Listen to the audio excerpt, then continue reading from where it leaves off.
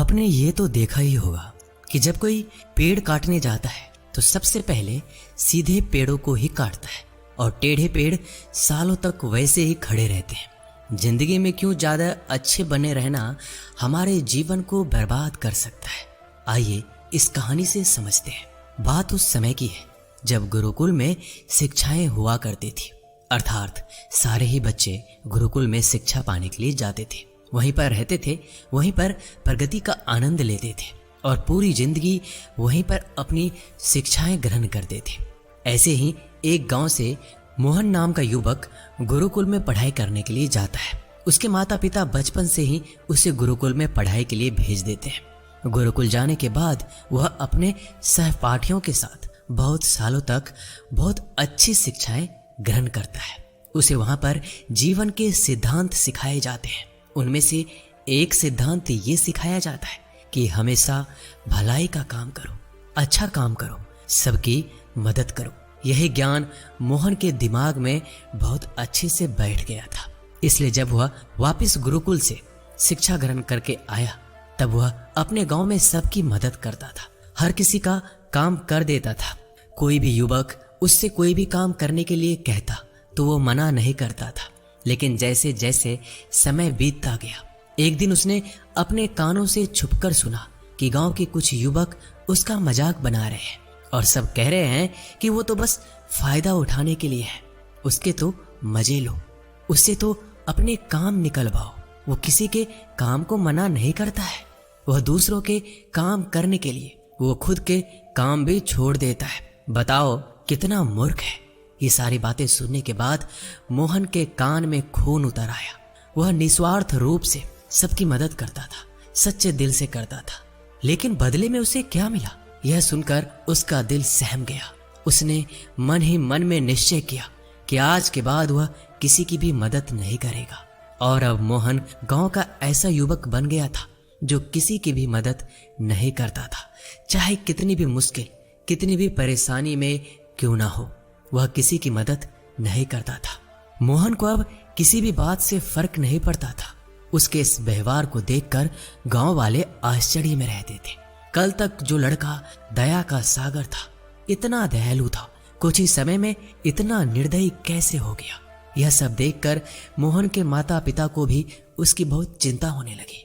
उन्होंने अपने बेटे से पूछा, ऐसी क्या बात हो गई कि तुम इतने बदल गए हो? फिर मोहन ने कहा, हाँ, इस जमाने में किसी की भलाई करके कुछ हासिल नहीं होता। यह बात मैं महसूस कर चुका हूँ।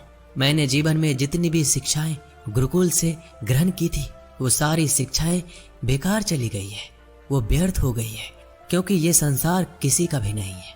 यहाँ सच्चे दिल से कोई भी किसी की भी मदद कर दे उसे बेवकूफ समझा जाता है। ये सारी बातें कहते कहते मोहन वहीं रोने लगा। इसके बाद मोहन बहुत परेशान रहने लगा। उसके माता पिता पहले वाला मोहन लौट कर आ जाए, बस यही चाहते थे। वह वही मोहन चाहते थे जो सब लोगों की मदद करता था। लेकिन उनका बेटा कहीं दूर निकल चुका था, कहीं खो गया था। दिन व दिन मोहन के हालात और भी गंभीर होते चले गए। एक दिन उनके माता पिता को पता चला कि पड़ोस के गांव में एक बौद्ध भिक्षु आए हैं। वह मानव स्वभाव के बारे में कुछ बता सकते हैं। इसलिए मोहन के माता पिता मोहन को लेकर उस बौद्ध भिक्षु के पास पहुंचे। जब वो उस गांव में घुस रहे होते हैं तब एक औरत एक बौद्ध भिक्षु को बहुत जला कटा सुना रही थी। वो औरत कह रही थी, तुम्हें शर्म नहीं आती? भीख मांगने के लिए आ जाते हो, सुबह सुबह अपना काम तो करते नहीं, दरवाजे के पास आकर खड़े हो जाते हो, और पता नहीं ऐसी क्या क्या बातें कर रही थी। बौद्ध भिक्षु तो भिक्षा मांग कर ही खाते हैं, उन्हें तो सब कुछ ही सहना पड़ता है। इसलिए वो बौद्ध भिक्षु एकदम शांत खड़ा हुआ था। उसमें क्रोध का भाव तिनका मात्र भी नहीं था और उस भिक्षु को उस घर से भिक्षा भी नहीं मिली। तब वह दूसरे घरों की तरफ निकल गया। ये सारा दृश्य मोहन भी देख रहा था। इसके बाद उसके माता पिता गांव वालों से पूछकर उस बौद्ध भिक्षु के ठिकाने पर पहुंचते हैं। वहां पहुंचकर वो देखते हैं ये वही बौद्ध भिक्षु था जो गांव में भिक्षा मांगकर वापस आ गया था, जिसे वो औरत जली कटी सुना रही थी। उनके पास जाने के बाद मोहन और उसके माता पिता ने उन्हें प्रणाम किया और वहीं पर बैठ गए। इसके बाद मोहन के माता पिता ने सारी परिस्थितियां उस बौद्ध भिक्षु के सामने बयां कर दी। उन्होंने अपने बेटे का जिक्र करते हुए बताया, यह हमारा बेटा पहले दयालु हुआ करता था, सबकी मदद करता था, लेकिन अचानक पता नहीं इसके जीवन में क्या हो गया, अब यह किसी की मदद नहीं करता।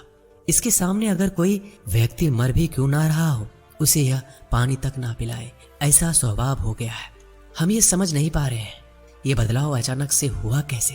इससे पहले कि बौद्ध भिक्षु कोई जवाब देता, वो औरत जो उस गांव में भिक्षु को जली कटी सुना रही थी, वह अपने बेटे को लेकर वहीं पर पहुंच गई और हाथ जोड़कर उस भिक्षु से प्रार्थना करने लगी कि मेरा बेटा बहुत बीमार है, अचानक इसे बुखार आया है और गांव के लोगों ने बताया कि आप ही इसकी मदद कर सकते हैं, कृपया मेरे बेटे को बचा लीजिए। यह सुनकर तुरंत वह बौद्ध भिक्षु उसके उपचार में लग गया। कुछ ही देर बाद औषधि देने के बाद वह बच्चा एकदम स्वस्थ हो जाता है।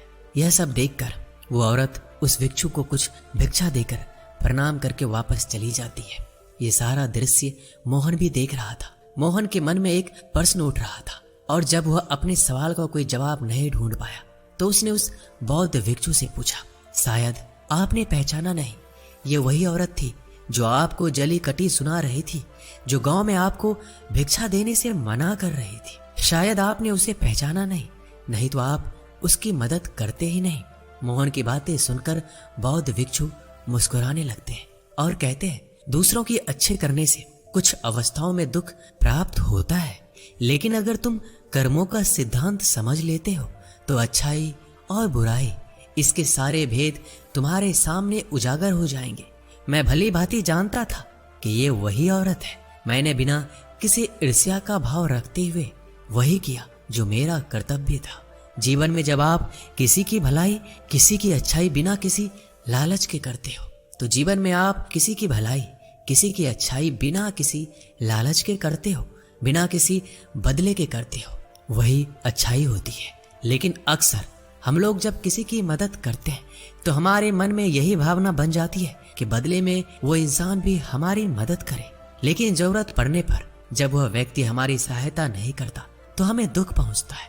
इसलिए किसी भी इंसान के साथ बिना कुछ पाने के भाव से उसकी मदद करो और उतना ही भलाई करो जितना कि तुम्हारा सामर्थ्य हो, यानी आपके आर्थिक और शारीरिक क्षमता के हिसाब से किसी की मदद करो, ताकि कल को अगर वो इंसान आपके साथ बुरा व्यवहार भी करे तो तुम्हें कोई भी उसका खेद ना हो, उसका पश्चाताप ना हो कि मैंने तो इसके लिए इतना कुछ किया था और ये अब मेरे साथ ऐसा व्यवहार कर रहा है। इसलिए किसी का इतना ही भला करो जिससे तुम आहत ना हो। दूसरी बात, किसी दूसरे परिवार के झगड़े के बीच कभी मत पड़ना। अगर कोई पति पत्नी आपस में लड़ रहे हैं और वो पति अपने पत्नी को पीट रहा है तो तुम उसे बचाने के लिए पहुंच जाते हो कि भाई तुम औरत को क्यों पीट रहे हो, तो ऐसा करना तुमको संकट में डाल सकता है, क्योंकि वही जिसकी तुम मदद करने के लिए गए हो वो ये भी कह सकती है ये हमारी आपस की बात है, तुम्हें इससे क्या लेना देना, और इसका तुम्हारे पास कोई भी जवाब नहीं होगा। इसलिए दूसरों के झगड़ों में कभी टांग मत अड़ाना। अगर ऐसी स्थिति पैदा हो जाए कि कोई तुमसे मदद मांगे तो सबसे पहले दरोगा तक खबर पहुंचा दो, सरकार इसका फैसला करेगी। तीसरी बात, अपने विवेक का इस्तेमाल करो। अपनी आंखें खोलकर देखो कि इसे वास्तविक रूप में मदद की जरूरत है और कौन ढोंग कर रहा है, क्योंकि अक्सर लोग दया का पात्र होने का दिखावा करके आपको बेवकूफ बनाकर आपसे मदद ले लेते हैं। जैसे कि आज के युग में हम बहुत सारे जगहों पर ऐसा देखते हैं। बस अड्डों पर, रेलवे स्टेशन पर बहुत सारे छोटे छोटे बच्चे भीख मांगते रहते हैं। उसमें दो स्थितियां पैदा हो जाती है। अगर आप उन्हें भीख देते हैं तो आप भीख मांगने को बढ़ावा देते हैं। अगर आप भीख नहीं देते हो तो बच्चा आज शायद खाना भी ना खा पाए। इसलिए आपको ऐसी स्थितियों में अपने विवेक का इस्तेमाल करना चाहिए। आप उन्हें पैसे देने के बजाय उन्हें खाना खिला सकते हैं या कुछ किताबें दिला सकते हो। इसलिए सही तरीके से मदद करने के लिए विवेक का होना भी बहुत जरूरी है, वरना आपके धन का दुरुपयोग हो सकता है। और एक बात जो आपको हमेशा समझनी चाहिए, अगर आप किसी का भलाई करना चाहते हो तो पहले खुद का भला करो, क्योंकि अगर तुम अपने आप की भलाई नहीं कर सके, अपने आप को अच्छे से नहीं रख सके, तो जमाने के लोगों को कैसे अच्छा रखोगे। इसलिए कहीं आपने अपने मन में ये भ्रम तो नहीं बना रखा है कि मैं तो अच्छा इंसान हूँ, मैं दूसरों की मदद करता हूँ, और वह तुम्हारा अहंकार का रूप है। इसलिए जीवन कभी भी परफेक्ट या पूर्ण नहीं हो सकता। हम हमेशा अपने जीवन में परफेक्शन पाने की कोशिश में रहते हैं। इसलिए दूसरों को बदलने के बजाय खुद को बदलने में ज्यादा ध्यान दें।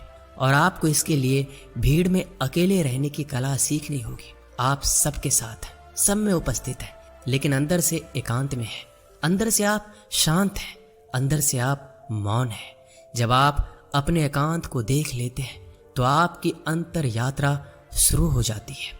आपके अंदर के एकांत को पाने के लिए आपको मेडिटेशन करना होगा, ध्यान करना होगा। आपको रोजमर्रा की जिंदगी में ध्यान को जिंदगी का हिस्सा बनाना होगा, ध्यान को वक्त देना होगा। इसके बाद आप जीवन में पाओगे कि आपके अंदर जो एकांत है उसमें परम आनंद है। वह आनंद इस दुनिया के किसी वस्तु में नहीं है, किसी मोह में नहीं है, किसी वासना में नहीं है। नदी के किनारे में पड़ा हुआ छोटा सा पत्थर भी उस नदी के बहाव में कट कट कर बहुत मुलायम हो जाता है। उसमें कोई दरार, कोई कोना नहीं बचता। उसी तरह ध्यान के निरंतर बहाव में बहने से आपका मन निर्मल हो जाता है, जिसके बाद हमें अच्छे बुरे की बहुत अच्छे से पहचान हो जाती है, जिसके बाद हम वर्तमान को समझते हैं। हमारे अंदर करुणा का उदय हो जाता है। इसलिए आज से ही अपनी अंतर यात्रा शुरू कर दें। अपने जीवन के आनंद को पहचानें। जो जीवन के पल बचे हुए हैं उस परम आनंद में बिताओ और अच्छे काम करते रहो। दोस्तों, इस वीडियो में बस इतना ही। मिलते हैं अगले वीडियो में। अपना ख्याल रखिएगा।